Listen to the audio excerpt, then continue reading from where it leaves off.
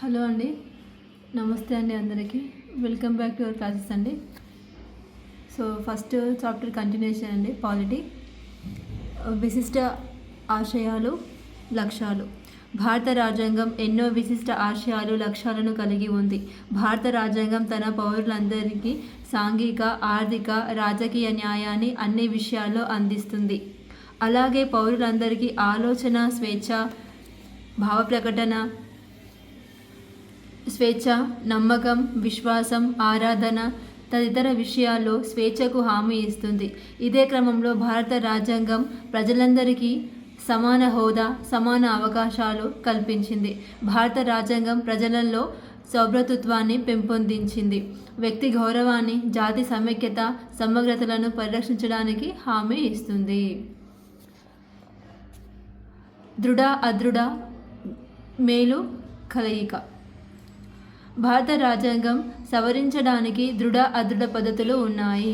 కేంద్ర పార్లమెంటు రాజ్యాంగంలోని కొన్ని భాగాలను సాధారణ మెజారిటీతో సవరించే అధికారాన్ని కలిగి ఉంది. ఉదాహరణకు భారత సమైక్యలో నూతన రాష్ట్రాల ఏర్పాటు, రాష్ట్రాల సరిహద్దులు మార్చడం, పౌరసత్వానికి సంబంధించిన నియమ నిబంధనలు మొదలైన వాటిని సాధారణ మెజారిటీతో సవరించవచ్చు. ఏంటి ఇక్కడ? భారత సమైక్యలో నూతన రాష్ట్రాల ఏర్పాటు, రాష్ట్రాల సరిహద్దు మార్చడం, పౌరసత్వానికి సంబంధించిన నియమ నిబంధనలు మొదలైన వాటికి సాధారణ మెజారిటీతో సవరించవచ్చు అంట.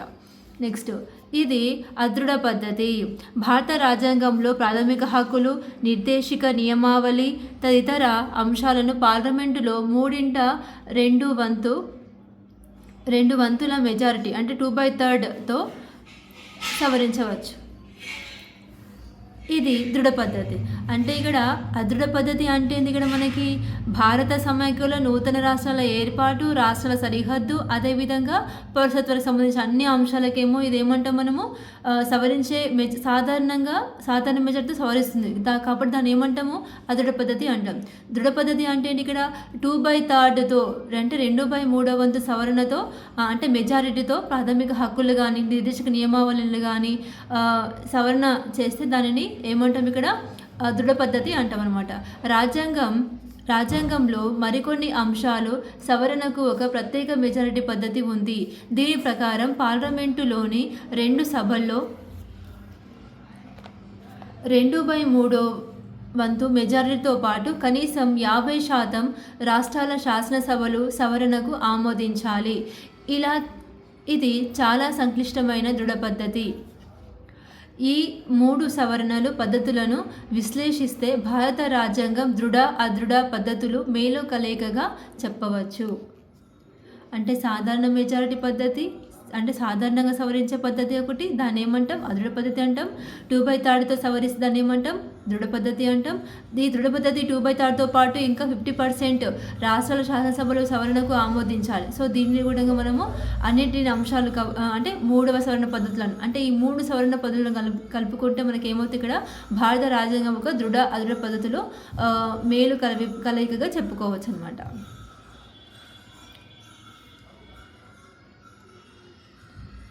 ఏకకేంద్ర సమైక్య లక్షణాలు. ఇది ఫస్ట్ ఇయర్లో కూడా చూసుకున్నామని మనము.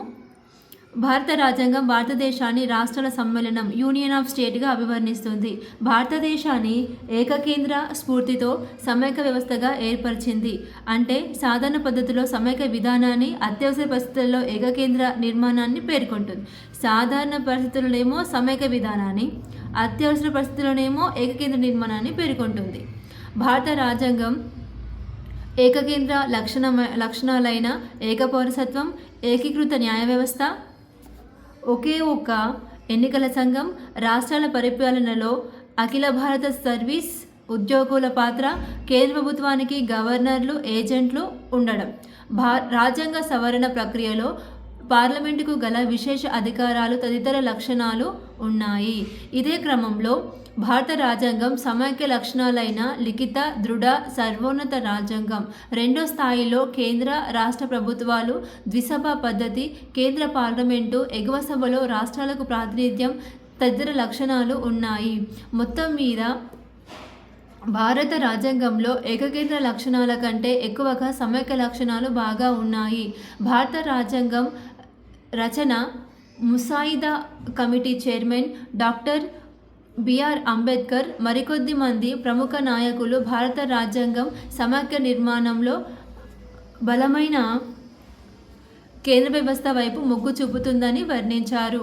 ప్రముఖ రాజ్యాంగ నిపుణులు కేసీ ఫెర్ భారతదేశాన్ని అర్ధ సమాఖ్య అని వ్యాఖ్యానించాడు.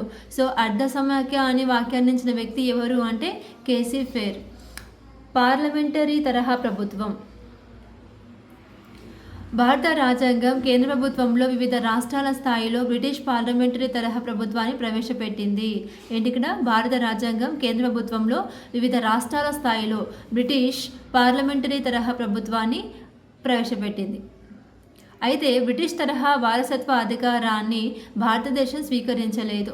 దీనికి బదులుగా భారత రాజ్యాంగం నిర్మాతలు ఐర్లాండ్ తరహాలో ఎన్నికయ్యే అధ్యక్షుడు ఉండే వ్యవస్థను సూచించారు. ఇక్కడేంటి? భారత రాజ్యాంగ నిర్మాతలు ఐర్లాండ్ తరహాలో ఎన్నికయ్యే అధ్యక్షుడు ఉండే వ్యవస్థను సూచించారు. సో వీరు బ్రిటిష్ తరహా వారసత్వపు రాజరికాన్ని వీళ్ళు ఏం చేసారు? స్వీకరించలేదు ఇండియా వాళ్ళు. అలాగే బ్రిటిష్ రాజకీయ వ్యవస్థ మిగిలిన ఇతర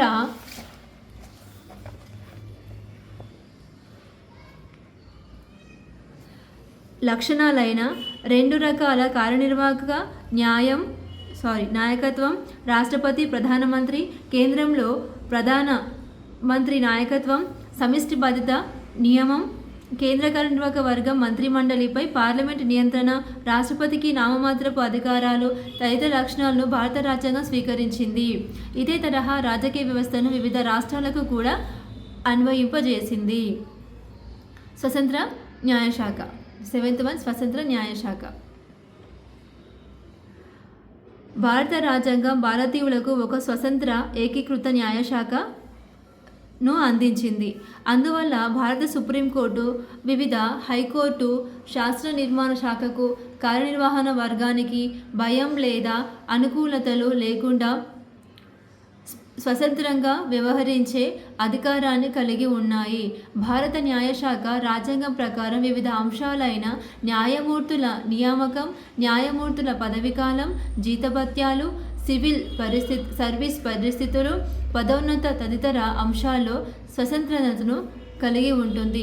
శాస్త్ర నిర్మాణ శాఖ, కార్యనిర్వాహక వర్గం భారతదేశంలో న్యాయశాఖ పనితీరులో జోక్యం చేసుకోకుండా నిరోధించాలని రాజ్యాంగం స్పష్టంగా పేర్కొంటుంది.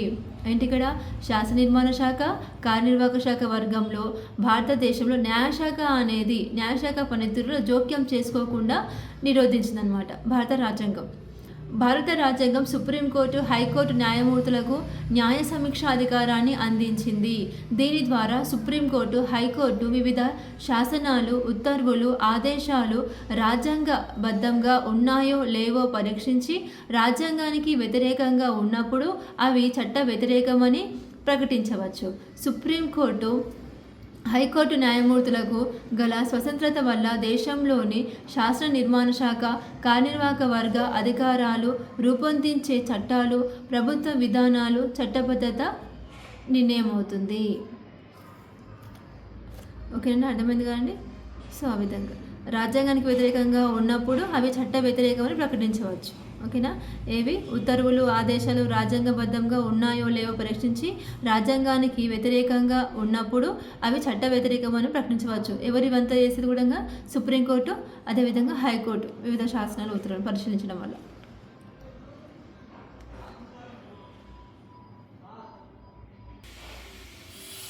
రాజ్య విధానాలపై ఆదేశిక సూత్రాలు.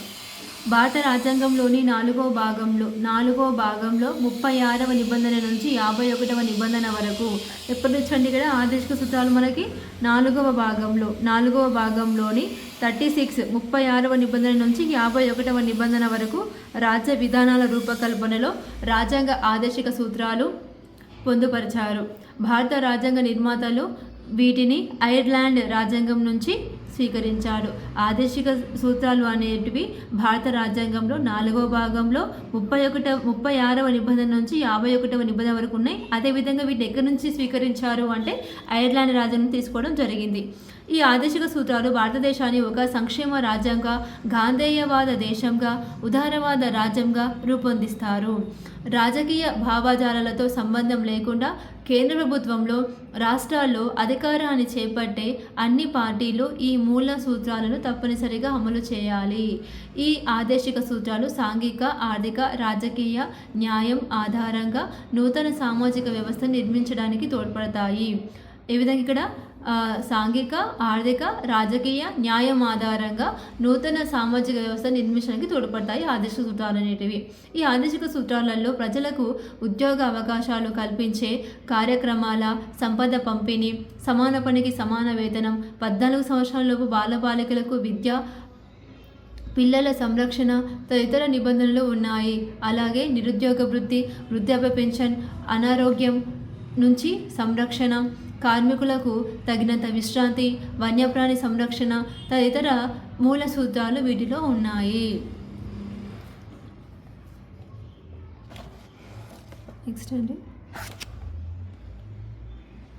నెక్స్ట్ ప్రాథమిక హక్కులు. భారత రాజ్యాంగం ఉదారవాద ప్రజాస్వామ్యాన్ని స్వభావం ప్రాథమిక హక్కుల్లో ప్రతిబింబిస్తుంది. ప్రాథమిక హక్కులను భారత రాజ్యాంగంలోని 3వ భాగంలో 12వ నిబంధన నుంచి 35వ నిబంధన వరకు పొందుపరిచారు. ఆదేశిక సూత్రాలేమో 36 నుంచి, దీని కంటిన్యూషన్ 36 నుంచి 51 వరకు, ఇది 12 నుంచి 35 నిబంధన వరకు పొందుపరిచారు ప్రాథమిక హక్కులను. భారత పౌరులు కొన్ని హేతుబద్ధమైన పరిమితులకు లోబడి ఈ హక్కులను వినియోగించుకోవచ్చు. ఈ హక్కుల విషయంలో ప్రభుత్వంతో సహా ఎవరి జోక్యాన్ని అనుమతించడం జరగదు. దేశ అత్యున్నత న్యాయ వ్యవస్థ పౌరులకు హక్కుల పరిరక్షణలో తోడ్పడుతుంది. ఏంటి ఇక్కడ? దేశ అత్యున్నత న్యాయ వ్యవస్థ పౌరులకు హక్కుల పరిరక్షణలో తోడ్పడుతుంది. ఓకేనండి. రాజ్యాంగం అమలులోకి వచ్చినప్పుడు 7 రకాల ప్రాథమిక హక్కులు రాజ్యాంగంలో ఉండేవి. ఎప్పుడు అమలులోకి వచ్చినప్పుడు 7 మాత్రమే ఉండేవి. ప్రస్తుతం ఇవి 6 హక్కులుగా ఉన్నాయి. అంటే 7 ఉండేవి, తర్వాత ఇక్కడ 6 అంటే ఆస్తి హక్కులను తొలగిస్తుంది వీళ్ళ గురించి. సమానత్వపు హక్కు, స్వాతంత్రపు హక్కు, పీడనను దోపిడీని వ్యతిరేకించే హక్కు, మత స్వేచ్ఛ హక్కు, విద్యా సాంస్కృతిక హక్కులు, రాజ్యాంగ పరిహార హక్కు. అయితే ఆస్తి హక్కును 44వ రాజ్యాంగ సవరణ ఆధారంగా ప్రాథమిక హక్కుల జాబితా నుండి తొలగించడం జరిగింది. 44వ రాజ్యాంగ సవరణ ఎప్పుడైంది? ఏ ఇయర్లో అయిందండి? 1978లో అయింది. సో దీని ఆస్తి హక్కు తొలగించి మళ్ళీ వేరే దగ్గర పొందుపరిచారు. ఓకేనా అండి.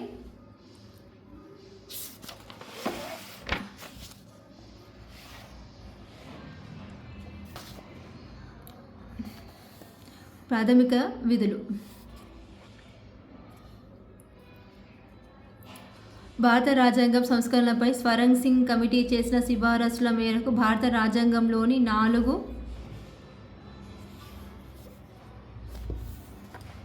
4A భాగంలో 51A నిబంధనలో ప్రాథమిక విధులను పొందుపరిచారు. మొదట్లో 1976 42వ రాజ్యాంగ సవరణ ఆధారంగా, ఓకేనా అండి, ఒక నిమిషం, 1976 42వ రాజ్యాంగ సవరణ ఆధారంగా 10 ప్రాథమిక విధులుగా వీటిని ఏర్పరిచారు. అయితే ఆ తర్వాత భారత రాజ్యాంగం 86వ సవరణ చట్టం 2002, ఓకేనా అండి, భారత రాజ్యాంగం 86వ సవరణ చట్టం 2002 ఆధారంగా మరో ప్రాథమిక విధిని వీటికి జత చేశారు. ప్రస్తుతం భారత రాజ్యాంగంలో 11 ప్రాథమిక విధులు ఉన్నాయి. జాతీయ పతాకాన్ని, జాతీయ గీతాన్ని గౌరవించడం, ప్రభుత్వ ఆస్తులను సంరక్షించడం, హింసను నివారించడం, శాస్త్రీయ దృక్పథాన్ని అవలపరుచుకోవడం మొదలైనవి ప్రాథమిక విధుల్లో ఉన్నాయి. పౌరులందరూ బాధ్యతాయుత ప్రవర్తనను అవలపరుచుకోవడానికి ప్రాథమిక విధులను రాజ్యాంగంలో పొందుపరిచారు.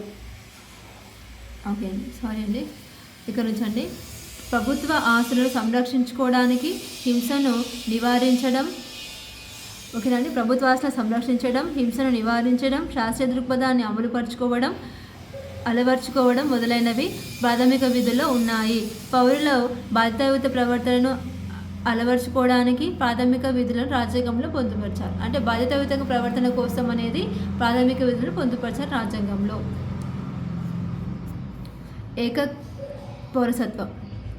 భారత రాజ్యాంగం భారతదేశంలో జన్మించిన వారందరికీ లేదా ఒక నిర్దిష్ట కాలం పాటు భారతదేశంలో నివసిస్తున్న వారికి ఏకపౌరసత్వాన్ని అందిస్తుంది. భారతదేశ సమగ్రత పరిరక్షించడానికి ఇది అవకాశం కల్పిస్తుంది. భారతదేశంలో విచ్ఛిన్నకర ధోరణులు తలెత్తకుండా రాజ్యాంగ నిర్మాతలు ఏకపౌరసత్వం ఏర్పాటు చేశారు. సార్వజనీన వయోజన ఓటు హక్కు. సార్వజనీన వయోజన ఓటు హక్కు. భారత రాజ్యాంగం భారతదేశ వయోజన పౌరులందరికీ సార్వజనీన ఓటు హక్కును కల్పించింది. దీని ఫలితంగా భారత పౌరులు కులం, మతం, భాష, ప్రాంతం, లింగ విచక్షణ, వర్ణం, జాతి, సంపద తదితర అంశాల ఆధారంగా ఉండే వివక్షతలకు అతీతంగా కేవలం వయోపరిమితితో మాత్రమే ఓటు హక్కును పొందుతారు. భారత రాజ్యాంగం నిర్మాతలు ఈ ఏర్పాటు చేయడం ద్వారా ప్రజా సార్వభౌమత్వాన్ని సాధించే అవకాశం ఉంటుందని విశ్వసించారు. భారత జాతి పౌరులందరికీ వివిధ స్థాయిలో స్థానిక ప్రభుత్వం, రాష్ట్ర ప్రభుత్వం, కేంద్ర ప్రభుత్వాల స్థాయిలో తమ ప్రతినిధులను ఎన్నుకోవడానికి ఈ హక్కును సక్రమంగా వినియోగించుకోవచ్చు. వయోజన ఓటింగ్ వయసు 1950 నుంచి 1987 మధ్య కాలంలో 21 సంవత్సరాలుగా ఉండేది. అయితే ఈ వయో పరిమితిని భారత రాజ్యాంగం 61వ సవరణ ఆధారంగా 1988లో 18 సంవత్సరాలకు తగ్గించారు. ఓకేనా అండి. 1950, 1987లో ఎంత ఉండే వయసు, ఓటింగ్ వయసు అనేది 21 సంవత్సరాలు ఉండే. అది 61వ రాజ్యాంగ సవరణ 1988లో ఏంటంటే ఆఫ్టర్ 1 ఇయర్లోనే 18 సంవత్సరాలకు తగ్గించారు. 61వ రాజ్యాంగ సవరణ. ఇది కూడా టెట్లో వచ్చిన బిట్టేనండి. నెక్స్ట్ ద్విసభ పద్ధతి. భారత రాజ్యాంగం జాతీయ స్థాయిలో ద్విసభ పద్ధతిని ప్రవేశపెట్టింది. దీనికి అనుగుణంగా భారత పార్లమెంటులో లోక్సభ అనగా దిగువ సభ, రాజ్యసభ ఎగువ సభ అనే 2 సభలుంటాయి. లోక్సభ ప్రత్యక్ష ఎన్నికల ద్వారా ఎన్నికయ్యే ప్రజాప్రతినిధుల ద్వారా ప్రజలకు ప్రాతినిధ్యం వహిస్తుంది. రాజ్యసభ రాష్ట్రాల శాసనసభల ద్వారా పరోక్ష పద్ధతిలో ఎన్నికయ్యే ప్రతినిధులతో రాష్ట్రాల ప్రయోజనాలకు ప్రాతినిధ్యం వహిస్తుంది. ఈ విషయంలో భారత రాజ్యాంగం నిర్మాతలు బ్రిటన్ పార్లమెంటు, అమెరికా కాంగ్రెస్ దేశాల తరహా ద్విసభ పద్ధతిని ఎంచుకున్నారు. సో అమెరికానేమో పార్లమెంటుని మనం ఏమంటాం, కాంగ్రెస్ అంటున్నాం. ఓకేనా. బ్రిటన్లో కూడా పార్లమెంటే. సో మన భారతదేశంలో కూడా పార్లమెంట్ అంటాం. అయితే భారత రాజ్యాంగం వివిధ రాష్ట్రాల స్థాయిలో ద్విసభ పద్ధతిని ఎంచుకొని అధికారాన్ని రాష్ట్రాల విచక్షణకే వదిలేసింది. ఓకేనండి. ఒకసారి వింటే సరిపోతుందండి. సో అర్థమవుతాయండి, ఈజీగా ఉంటుంది. పంచాయతీరాజ్ నగరపాలిక చట్టాలు. దీనిని భారత రాజ్యాంగ విశిష్ట లక్షణంగా పేర్కొనవచ్చు. మహాత్మా గాంధీ ఎన్నో సందర్భాలలో స్థానిక స్వపరిపాలన సంస్థలను ఏర్పాటు చేసి బలోపేతం చేయవలసిన అవసరాన్ని పేర్కొన్నాడు. ఈ సంస్థలో కార్యసాధకతను పెంపొందించడానికి తగిన సదుపాయాలు, అవకాశాలు కల్పించవలసిన బాధ్యత ప్రభుత్వంపై ఉంటుందని విశ్వసించారు. స్వాతంత్రానంతరం స్థానిక స్వపరిపాలన సంస్థల పటిష్టతకు ఎన్నో ప్రయత్నాలు జరిగాయి. వీటన్నిటికీ ఫలితంగా భారత నగరపాలిక చట్టం 1992లో రూపొందించింది. ఇది కొన్నిట్లో 92 అని ఉంటుంది, కొన్నిట్లో 93 అని ఉంటుందండి. సో ఇక్కడ 92 తెలుగు అకాడమిక్ మెయిన్ కాబట్టి 92 అని ఉంది. 1993లో రూపొందించడం జరిగింది. దీన్ని భారత నగరపాలిక చట్టం. ఎందుకు అంటే స్థానిక స్వపరిపాలన కోసం.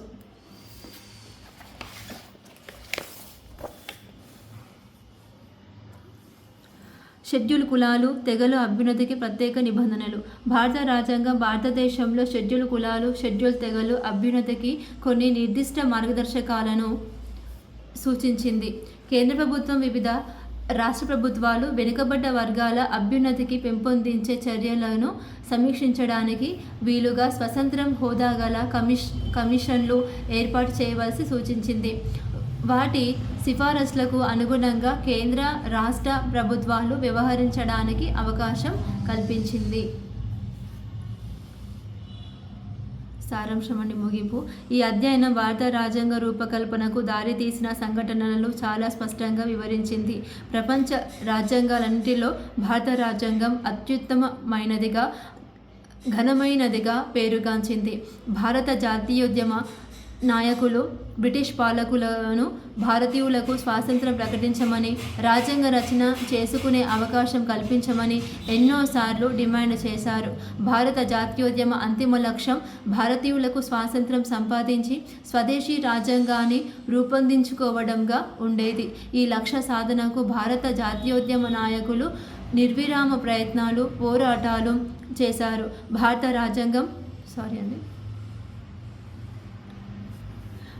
రాజ్యాంగ సభలోని మేధావులు కృషి, పట్టుదల, పరిణితి చెందిన సమాలోచనల ఫలితంగా రూపొందింది. రాజ్యాంగ రచన ముసాయిదా కమిటీ చైర్మన్గా డాక్టర్ బిఆర్ అంబేద్కర్ రాజ్యాంగ రూపకల్పనలో గొప్ప క్రియాశీల పాత్ర పోషించారు. ఈ అధ్యయనం భారత జాతీయోద్యమ ఆవిర్భావం కారణాలు వివరించడంతో ప్రారంభమైంది. ఆ తర్వాత భారత జాతీయోద్యమంలోని మితవాద దశ, అతివాద దశ, గాంధీ దశలు, స్వాతంత్ర సముపార్జనకు చేసిన కృషి వివరిస్తుంది. ఇదే క్రమంలో బ్రిటిష్ ప్రభుత్వం సంస్కరణల పేరుతో తెచ్చిన వివిధ చట్టాలను వివరిస్తుంది. వీటిలో మింటో మార్లే సంస్కరణలు, మాంటేగ్ చేమ్స్ఫోర్డ్ సంస్కరణలు తదితర అంశాలు ఉన్నాయి. అలాగే భారతదేశంలో సమైక్య వ్యవస్థకు బీజాలు వేసిన భారత ప్రభుత్వ చట్టం 1935, దేశ విభజన అవకాశం కల్పించిన భారత స్వాతంత్ర చట్టం 1947లను వివరిస్తుంది. వీటితో పాటు భారత జాతీయోద్యమంలో అంతర్భాగంగా కొనసాగిన స్వదేశీ ఉద్యమం, హోమ్ రూల్ ఉద్యమం, సహాయ నిరాకరణ ఉద్యమం, శాసనోల్లంఘన ఉద్యమం, క్విట్ ఇండియా ఉద్యమం మొదలైన వాటిని సవివరంగా చర్చించింది. ఈ ఉద్యమాలన్నీ ప్రత్యక్షంగాను పరోక్షంగాను భారతీయ ప్రజాబాహుల్యంలోకి దేశభక్తి భావాలను పెంపొందించాయి. చివరగా ఈ అధ్యయనం రాజ్యాంగ పరిషత్ గురించి, దీనిలోని రాజ్యాంగ ముసాయిదా కమిటీ గురించి వివరించింది. భారతీయులకు స్వదేశీ రాజ్యాంగాన్ని రూపొందించడంలో ఇవి కీలక సాధనాలుగా క్రియాశీల పాత్ర పోషించాయి. ఇదే భాగంలో భారత రాజ్యాంగ మౌలిక లక్షణాలను అర్థవంతంగా చర్చించడం జరిగింది. ఈ అధ్యయనం విద్యార్థులు భారత రాజ్యాంగంలోని వివిధ నిబంధనలను, ప్రధానంగా ప్రవేశికను అర్థం చేసుకోవడానికి మార్గనిర్దేశం చేస్తుంది.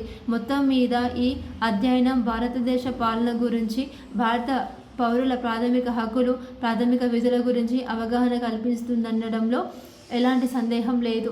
భారత రాజకీయ వ్యవస్థ స్వరూప, స్వభావాలు, లక్షణాలు, ఆదర్శాలు, ఆశయాలు ఈ అధ్యయనం ద్వారా విద్యార్థులు తెలుసుకుంటారు.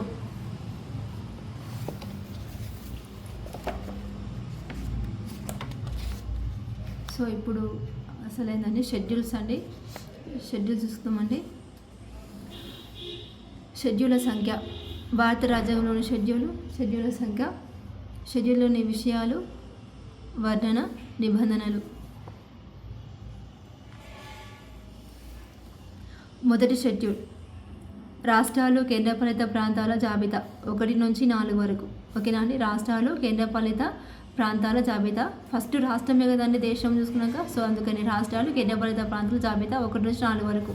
రెండో షెడ్యూల్ రాష్ట్రపతి, గవర్నర్లు, ప్రధాన న్యాయమూర్తులు, ఇతర న్యాయమూర్తులు, high court, supreme court, controller, auditor general తదితరులు జీతభత్యాలు. ఎక్కడి నుంచి ఇవి 59, 65, 75, 97, 129 మొదలైనవి. ఒకసారి చూసుకోండి, స్క్రీన్ షాట్ తీసుకోండి, ఇవన్నీ కూడా యూజ్ అవుతాయి. మూడో షెడ్యూలు వివిధ పదవి స్వీకార ప్రమాణాలు, ప్రధానమంత్రి, కేంద్ర మంత్రులు, ముఖ్యమంత్రి, రాష్ట్ర మంత్రులు, పార్లమెంటు సభ్యులు, రాష్ట్ర సభ్యులు తదితర ప్రమాణాలు. 75, 99, 124, 148, 164, 219. 4వ షెడ్యూల్ భారతదేశంలోని ప్రతి రాష్ట్రానికి రాజ్యసభలో సీట్లు కేటాయింపు 480. 5వ షెడ్యూల్ ప్రాంతాలు గిరిజనుల పరిపాలన నియంత్రణ 244 సబ్సెక్షన్ 1. 6వ షెడ్యూల్ అండి అస్సాం, మేఘాలయ, త్రిపుర, మిజోరాం రాష్ట్రాల గిరిజన ప్రాంతాల పరిపాలన నిబంధనలు 244 సబ్సెక్షన్ 2. షెడ్యూల్ కులాలు, షెడ్యూల్ తెగలు, గిరిజనులు. So 244 subsection 1. అదేవిధంగా అస్సాం, మేఘాలయ, త్రిపుర, మిజోరాం ఈ 4 స్టేట్స్ వాళ్ళ యొక్క రాష్ట్రాల యొక్క గిరిజన ప్రాంతాల పరిపాలన. So 244 subsection 2. అదేవిధంగా 275. ఓకే. 7వ షెడ్యూల్ కేంద్ర రాష్ట్రాల మధ్య అధికారాల పంపిణీ. దీనిలో 3 జాబితాలు ఉన్నాయి. ఒకటి కేంద్ర జాబితా, కేంద్ర ప్రభుత్వానికి సంబంధించినది 98 అంశాలు ఉన్నాయన్నమాట. ఇందులో రాష్ట్ర జాబితా, రాష్ట్ర ప్రభుత్వ అధికారాలు 59 అంశాలు. ఉమ్మడి జాబితా కేంద్రం, రాష్ట్రాలు 2 కూడా కాబట్టి 52 అంశాలు. 246 నిబంధన. 8వ షెడ్యూల్ అధికార భాషలు. రాజ్యాంగం గుర్తించిన 22 భారతీయ భాషల జాబితా 1967లో 21వ రాజ్యాంగ సవరణతో సింధీని జత చేశారు. 1992లో 71వ రాజ్యాంగ సవరణతో కొంకణి, మణిపూరి, నేపాలీ భాషలు జత చేశారు. 2003లో 92వ రాజ్యాంగ సవరణతో సంతాలి, మైథిలి, బోడో, డోగ్రీ భాషలను జత చేశారు. నిబంధన 344 నుండి 355 అండి. 344, 351.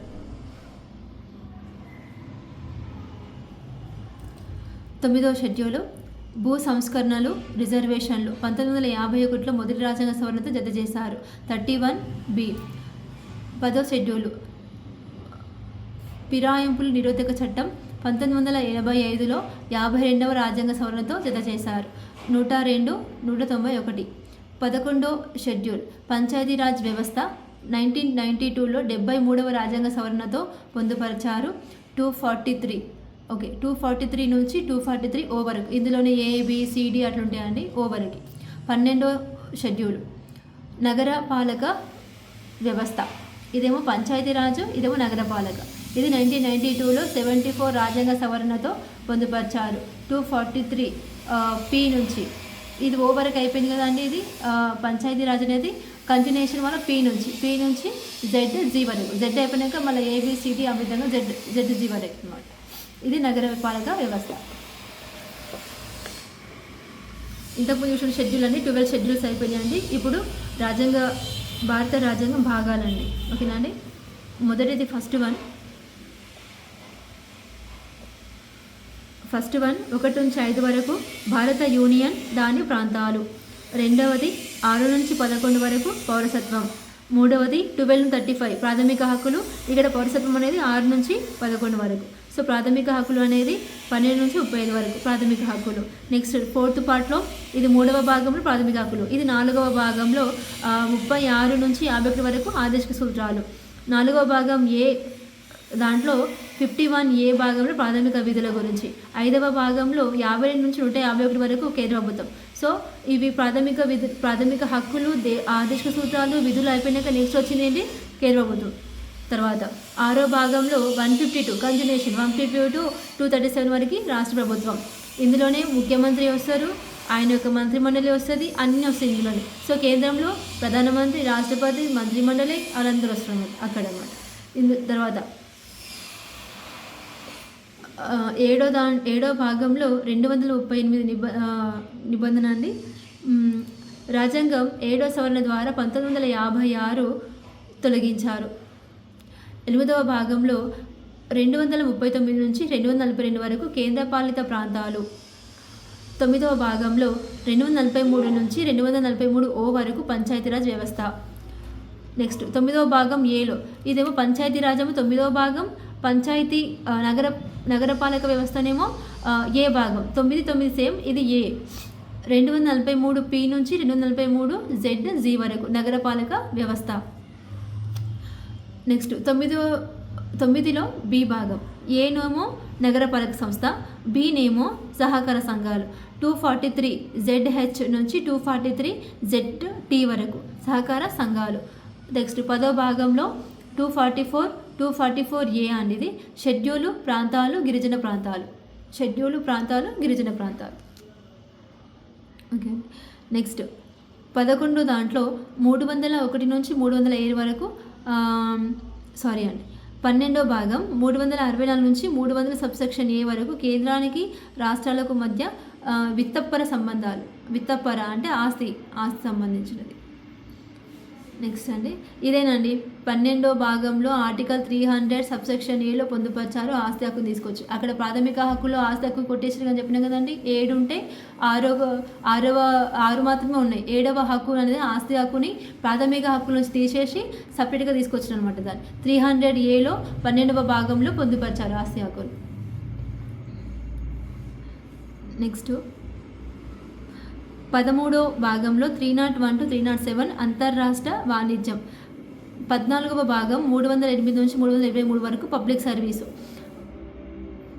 నెక్స్ట్ 14వ భాగంలోని పార్ట్ ఏ అనేది 323A నుంచి బి వరకు ట్రిబ్యునల్స్. 15వ భాగం 324 నుంచి 329 వరకు ఎన్నికల వ్యవస్థ అండి. 324 to 329 ఎన్నికల వ్యవస్థ. నెక్స్ట్ 16వ భాగంలో 330 to 342 కొన్ని వర్గాలకు ప్రత్యేక నిబంధనలు. నెక్స్ట్ 17వ భాగంలో 343 to 351లో అధికార భాషలు. 18వ భాగంలో 350 to 360 వరకు అత్యవసర పరిస్థితి అధికారాలు. ఈ 352, 356, 360 ఇవి రాష్ట్రపతి పాలన, రాష్ట్రపతి అత్యవసర పరిస్థితి, ఆర్థిక పరిస్థితి అవునే కదండి. సో అది. నెక్స్ట్ 19వ భాగం ఇది 18 అండి, ఇది 19. 361 to 367లో సంకీర్ణ సకల వివిధ అంశాలు. నెక్స్ట్ 20వ భాగంలో 368 రాజ్యాంగ సవరణ. 21వ భాగంలో 369 నుంచి 392 వరకు 69 నుంచి 92 వరకు తాత్కాలిక పరిణామాల నిబంధనలు. 22వ భాగంలో 393 నుంచి 395 వరకు ఇక్కడ లఘు శీర్షిక హిందీలో అధికారిక పాఠం. సో ఇదండి క్లాస్ అయిపోయిందండి. Thank you so much for watching అండి. యూస్ఫుల్ అనిపిస్తే ఎవరికైనా వీడియో షేర్ చేయండి ప్లీజ్ అండి. ఎందుకంటే టెట్ నవంబర్లో అంటారు కాబట్టి కొంచెం టైం అనేది ఇంటర్ ఎక్కువ సిలబస్ అండి. ఓన్లీ పాలిటీ మాత్రమే. ఇంకా హిస్టరీ ఉంది, జాగ్రఫీ ఉంది, ఎకనామిక్స్ ఉంది, పిఐ ఉంది, మెథడాలజీ ఉందండి ఇంకా. సో ప్లీజ్ అండి. Thank you for watching.